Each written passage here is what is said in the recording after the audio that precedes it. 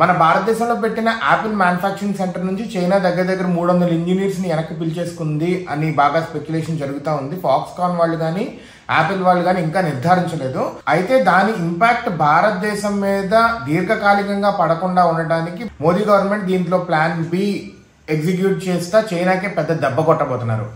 అయితే చైనా వాళ్ళు ఏంటంటే చైనా +1 స్ట్రాటజీ కుదరకుండా చైనా వాళ్ళ స్ట్రాటజీ అంటే చైనానే మెయిన్ డిపెండెంట్ అయి ఉండాలి, చైనా మీదే డిపెండెంట్ అయి ఉండాలి అని చెప్పి వాళ్ళ స్కిల్డ్ ఇంజనీర్స్ని కానీ వాళ్ళ మిషనరీ కానీ ఇవేవి బయటికి వెళ్ళనివ్వకుండా, మిషనరీని బయటికి వెళ్ళనీయకుండా, లేదంటే స్కిల్ ఇంజనీర్స్ బయటికి వెళ్ళిన వాళ్ళని రప్పించేసుకుంటా లేదా వెళ్ళనీయకుండా, ఈ రెండు అనమాట.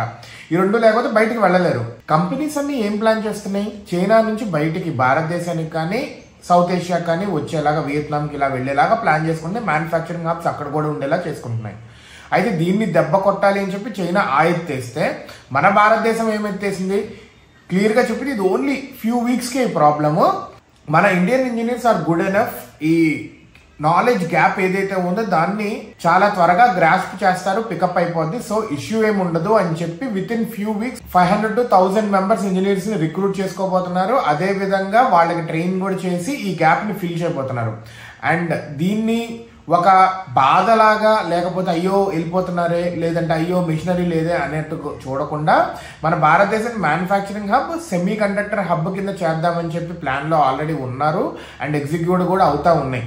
దగ్గర ఒక 7 సెమీ కండక్టర్ ఇండస్ట్రీస్ని, అసెంబ్లింగ్ యూనిట్స్ని టాటా వాళ్ళు కూడా నెలకొల్పారు ఆల్రెడీ. అయితే ది గ్యాప్ ఏదైతే ఉందో దాన్ని ఒక ఆపర్చునిటీ కింద భారతదేశం మలుచుకోబోతుంది. భారతదేశంలో కొత్త ఉద్యోగాలు కానీ కొత్త ఆపర్చునిటీస్ ఇంకా పెరగబోతున్నాయి. చైనాకి దెబ్బ మీద దెబ్బ కొట్టబోతున్నారు. గవర్నమెంట్ క్లియర్ గా చెప్పింది ఇది ఓన్లీ ఫ్యూ వీక్స్ ప్రాబ్లమే, తర్వాత ఇది ఒక ఆపర్చునిటీ మనకి and we're going to rule the world with this అని చెప్పబోతున్నారు. So let us see how India gonna glow.